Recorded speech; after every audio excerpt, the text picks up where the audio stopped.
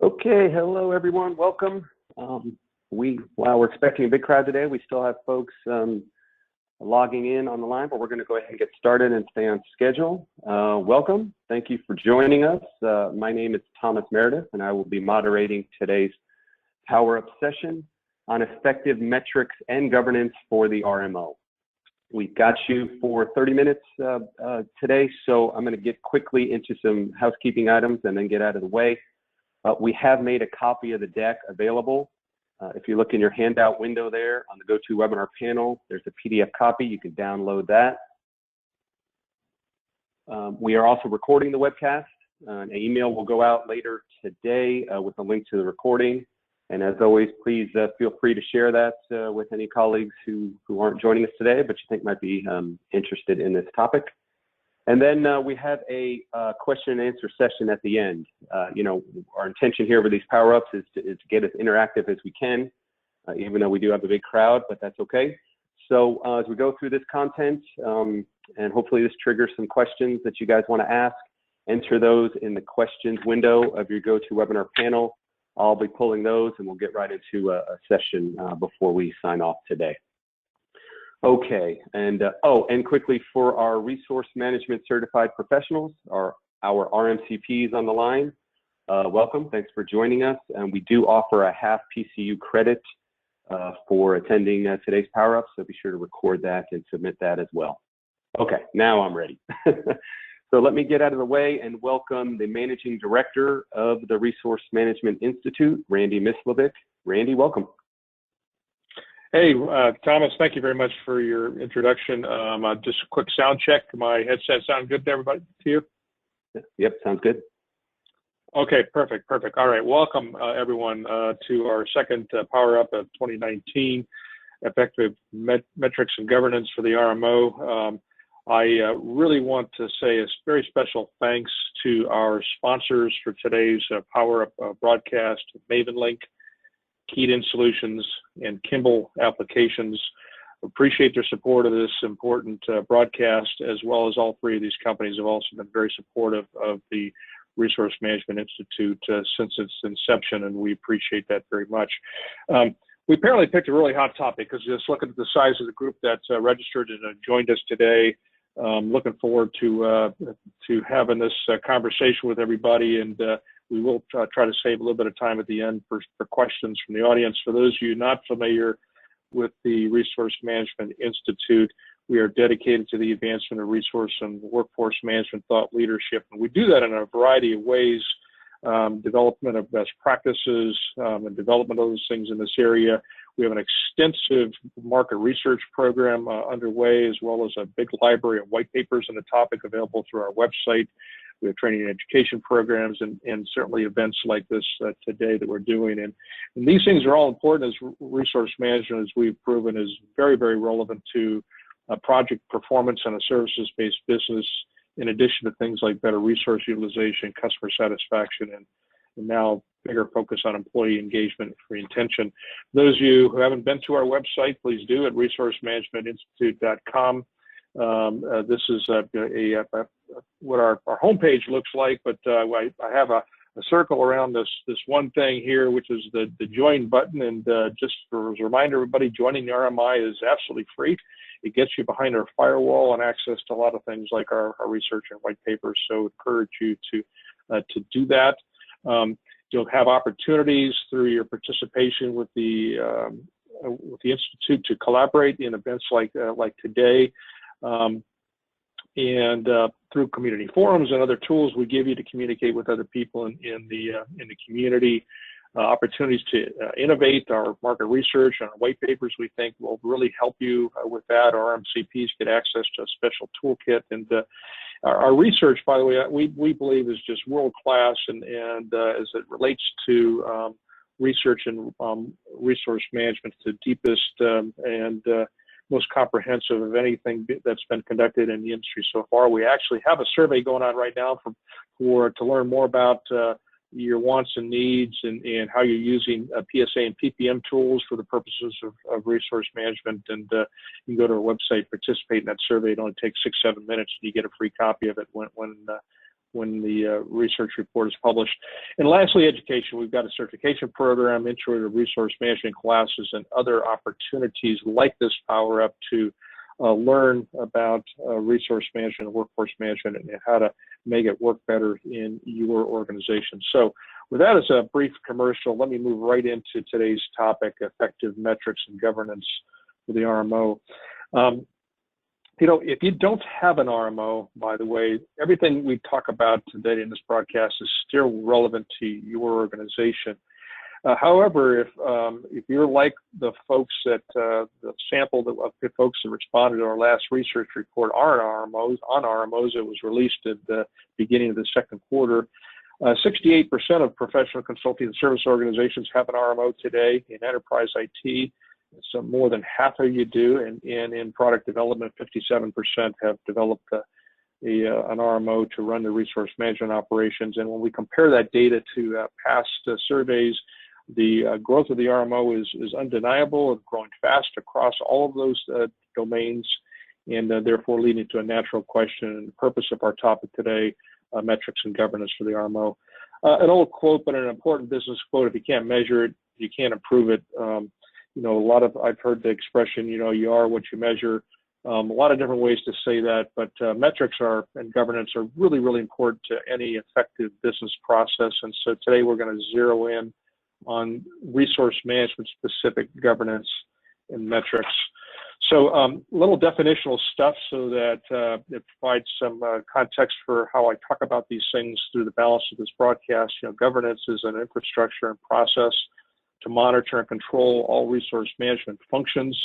And metrics then provide the governing body. In this case, we'll talk about that as the RMO to provide some direction on defined goals and evaluation of what those metrics are telling them. And generally speaking, RM metric development follows what I would call a normal process of development, as you would in any business process. It's establishing those processes, in this case for resource management, to meet your needs, identifying some specific quantifiable desirable outputs from that, and then establishing targets against which results can then be scored. So I want to talk about those things in the context of those definitions as we go forward. I thought it would be helpful for those of you who haven't seen the data that came out in our RMO research paper. Again, as I mentioned, it was released in early second quarter of this year. I think we published it in mid to late April, I want to say, a couple months ago. And in that research report, we asked people, what are you measuring today? So you can use this as a guide for what your peer organizations are doing. This research report, by the way, has this broken down by the size of the organization. So there's some granularity to the data, so you can use it as a way to compare yourself. But in the professional consulting services space, as you can see, project staffing timeliness and resource utilization really high on people's list. No surprise, a lot of external pressures because these organizations serve external clients who are paying for their services. So we would have expected those numbers to be high like that. Resource forecasting accuracy, way better than it was before, from all the RMI stuff we published recently.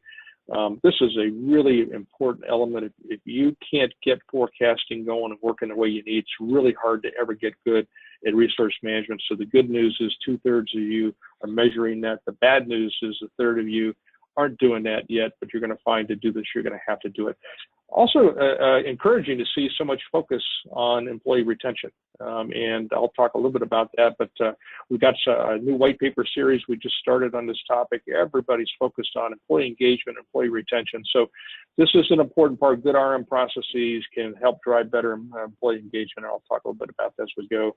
In the enterprise IT space, these are the things that they're measuring. Again, not a surprise that less focus on project staffing, timeliness, and utilization without the external pressures of paying clients, but a similar focus on forecasting accuracy and employee retention. Really hot in enterprise IT today is everybody's trying to figure out how to do a better job of getting engaged with the employees, and the RMO plays a really important role in doing that.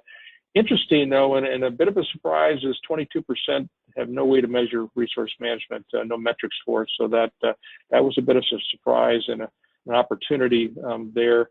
And then on the product development side, 33% and 67% on project staffing and resource utilization, respectively.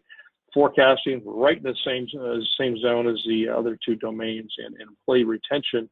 Again, not surprising to us is the competition for people really heating up here, and so big focus on employee retention. So you can use that data as a comparative for how you're perhaps measuring your RM results.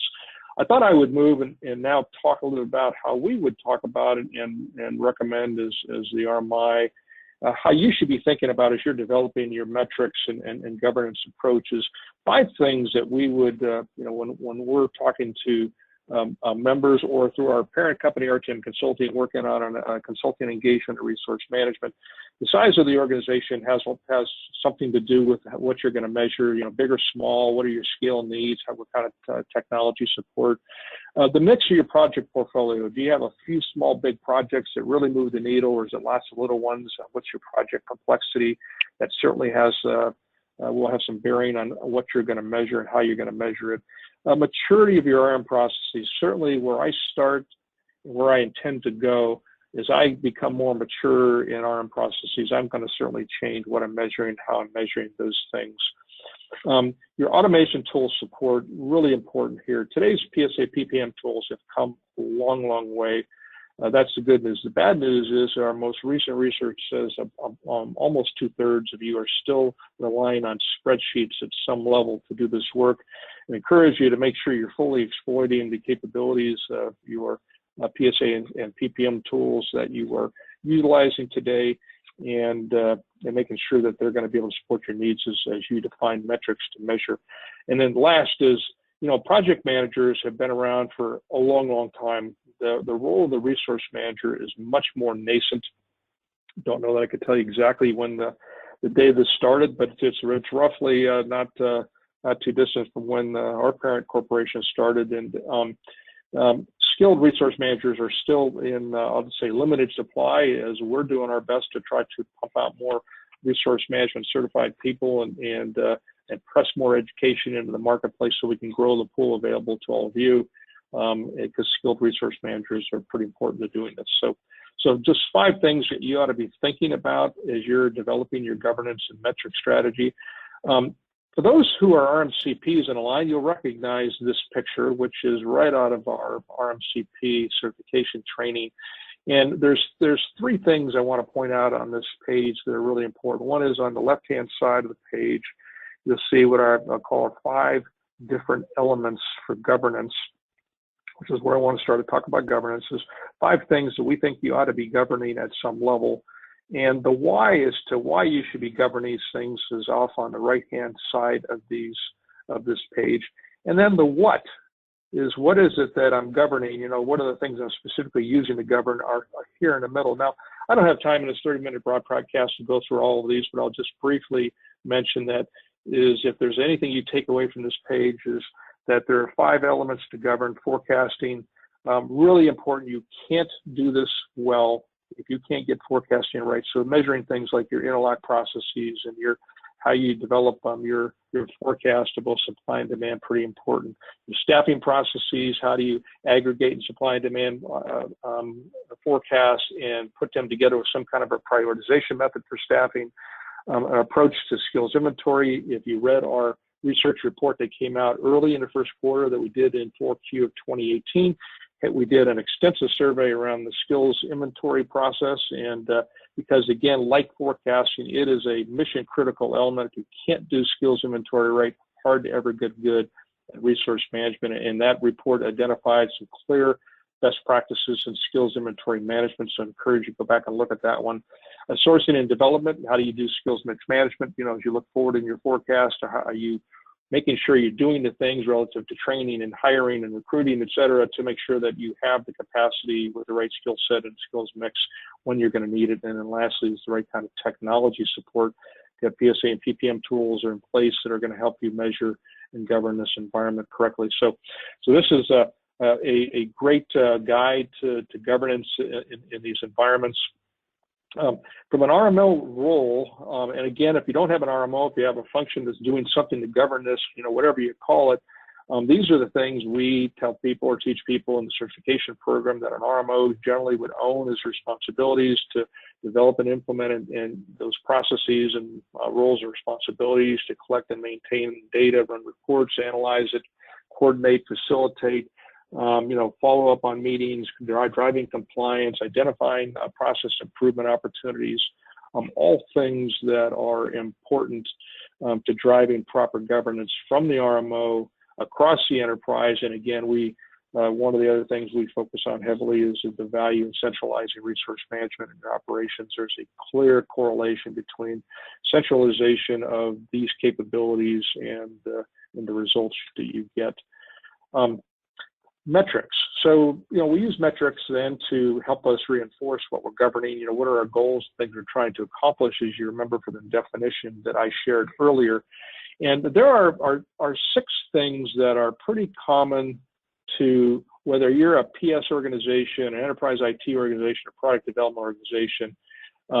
Everybody seems to be interested in utilization at some level on professional consulting services, billable services, really, really important. Or if you're an enterprise IT or product development, productive. Am I getting good use of the people that I have on board? And again, just as a reminder, clear correlation of using 2080 as your denominator for measuring utilization.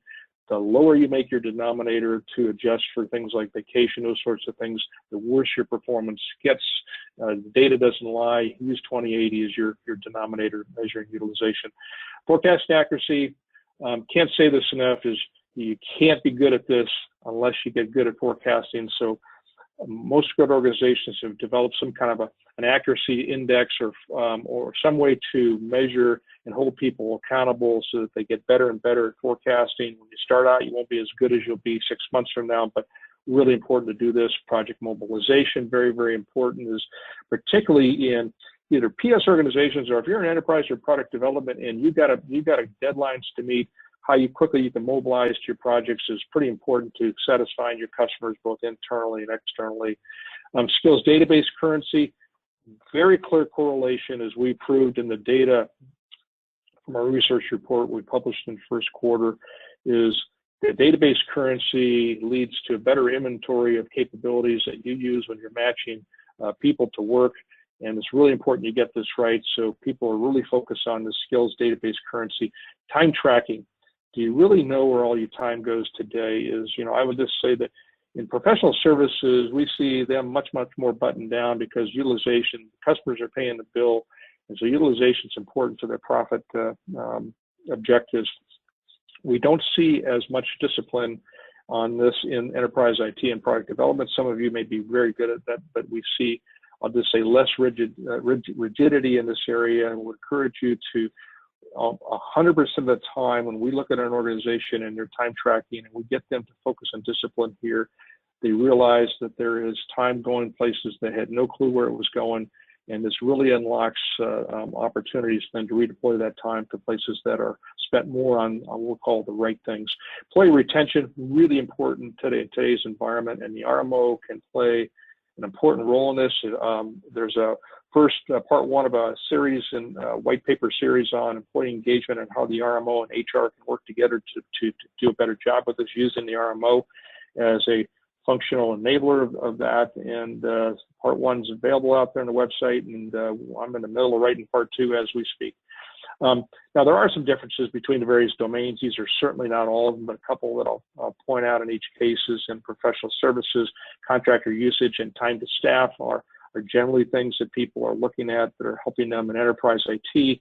There's certainly a difference between the more predictable things like the operational keep the lights on work versus your discretionary projects, and certainly where you're implementing with the agile methodologies that has an impact on what you do here. Your backlog, and I think some organizations call it either unfilled demand or tech debt, are things that get measured, and how are we dealing with that backlog. And then certainly on product development, they pretty much are doing the same thing on the backlog side relative to tech debt. The one thing the industry hasn't gotten to yet that we're going to help the industry get to is, we are big believers, we think we have the data to prove it, is good RM leads to better project performance. We've been talking about this for a long, long time. And we're going to help the industry get towards how do we do a better tie of resource management directly to project performance. And so we'll help all of us get there. Some tips from the trenches that I'd like to share here that we've learned over the years is, focus on those control points, particularly around governance. And it leads right into the next bullet, which is the relationship between you and your other stakeholders, whether it's sales or business units, HR, vendor management, IT. All these organizations we work with collaboratively to do a better job of resource management and having those right control points in the right places. Pretty important that you think through that. RM and delivery rely on a combination of process and data to be effective, and it is important for you to define both the role of the RMO that they'll play in either being responsible for the data, a conduit of that data, or a consumer of that data, and not suggesting it has to be one or the other, but make sure you're properly empowering the RMO and that it's really clear so that everybody understands who's on first, second, and third, so to speak, when the baseball game starts. And then lastly is developing your RM scorecard to measure the health and effectiveness of RM processes. Have some kind of a dashboard available, the trending data coming out, what's it telling us? Are we in a position to quickly respond to continuous improvement opportunities as a result of the dashboard that we've created? So those are some tips from the trenches. Again, this is something we cover in the certification course, and for those of you who've attended, you've seen at least this is a subset of some of those things that we talk about in that environment. So speaking of certification, I'll just do a quick rundown here, and I'm going to recap quickly and then take some questions from the audience here today about this. Is the certification program we offer is first of its kind for resource managers to learn best practice, gain access to a great toolkit for resource managers and RMO leaders, by the way, to collaborate with your peers. We have nearly 400 member companies, most of which have put one or more, in some cases, dozens to hundreds of people through the certification program. So I encourage you to look at it. We offer it in two formats, a 3-day classroom version, or a 6-week online, 2 hours a day. We just got done doing one this morning for that program. Big group on that one, and we teach the course through interactive lectures, case study workshops. We apply an exam at the end of this, and there's a recertification process. We teach through this just-in-time resourcing, which is the 6 elements or building blocks we think are necessary for you to do effective resource management. We go through each of these elements very, very completely to help you understand how to put these things in place. And you walk away, by the way, from this course with an industrial-grade commercial process you can take back to your enterprises and make resource management work better in your organizations. And you get all that for just $1,895 a person. It's all inclusive of your materials and testing. And for those of you who are PMI, PMPs, we're a registered education provider for the PMI as well, in addition to our own institute with the RMI, and then you can earn PDUs towards your PMP recertifications while you're busy getting your RMCP certification. We got 2 programs coming up shortly. One in August here in beautiful Cincinnati, Ohio, where our company headquarters is, and if you get in before July 20th, you save $100 with early bird pricing. And the same would be true of the online class that starts August 28th as well. I couldn't let this opportunity go by for those of you who were with us when we had our first annual symposium last year in Dallas, also in October. We had nearly 100 people from 8 different countries, 47 different companies get together. So we've got a terrific agenda lined up for our second annual symposium in Dallas, October 9th and 10th, the beautiful Renaissance Hotel. We're expecting a much larger group this time. We've already lined up 7 sponsors for the event. We are well on our way to far exceeding our attendance from last year. We have a great set of panel sessions, presentations, by the way, networking opportunities for companies and your RMs and RMO leaders and things. We got great feedback from this last year. We're going to make it even better this year, so we'd hope you'll take a look at this. And by the way, if you're thinking about getting certified, there's a bundle available. You can find it out on the website. You can save some money on both a certification and attending the symposium if you do it together, and we have team discounts available. Okay, before I take some questions, I want to certainly say thank you again to our three sponsors, MavenLink, Keaton Solutions, and Kimball Applications. We appreciate their support of this Power Up broadcast, and by way of their passion for how important resource management is in a human capital intensive business. So with that, Thomas, I'm going to turn it to you and let you lead the Q&A for me, and I'm going to try to look at the panel here while you're doing that too. Thanks. Yeah, yeah, sure thing. Thanks for that, Randy. Let me get right to one here, and I can kind of see the perspective he's coming from. It says, so are you saying the RMO should own the utilization metric? And then he asked, well, what about the delivery teams? Yeah. So, great question is, we don't think the RMO should be an island. I'll be clear about that. We do think they should own the utilization metric, but we also think the delivery organization needs to own exactly the same metric because the RMO can't do it alone. And a properly authorized RMO can make a big difference in the utilization performance of the organization. So we think they ought to own it, but we don't think they ought to own it alone. And I hope that that helps. I do see another question I want to respond to in the panel too. Is what metrics do you recommend to include on the scorecard? I'm a big believer in dashboards, and I'll go back to this page here. Let me see if I can back up here for a second here. Yep. That those 6 things that are right there on the common metrics are. I would tell you, I ran a very large organization, and I had all 6 of those on mine, and I had them in the typical dashboard format with red, green, yellow, and those are the ones that I specifically focused on. Again, I would encourage you to remember, when I talked about some of these considerations about size and mix and your process maturity, those things are all important and relevant to where your starting point might be, but I'm always focused on those and thinking about the trending data for that. I see another question came up. What are the benchmarks for those metrics? Yep. I would point you to our website and our market research. You'll find there is a ton of benchmark data now out there from the various research reports we've done over the last couple of years. That will help you to gain a perspective on what those benchmarks are and what your peer groups are doing. And you'll find generally we're getting better and better at the granularity of the data, trying to give you enough based on the 3 domains which we track, which are PS, consulting services, enterprise IT, and now product development. They're the 3 that we've been focused on. And you'll see we break those down based on size of the organization, et cetera. So you'll find some good benchmark data out there. I won't say there's benchmark data on every single thing that I've talked about, but most we've got the beginnings, if not a second or third pass at trending data in these areas, and the data is becoming more comprehensive over time. Another reason we would welcome your involvement in our surveys. Again, we've got one going on automation solutions today. Get in it takes 6 or 7 minutes.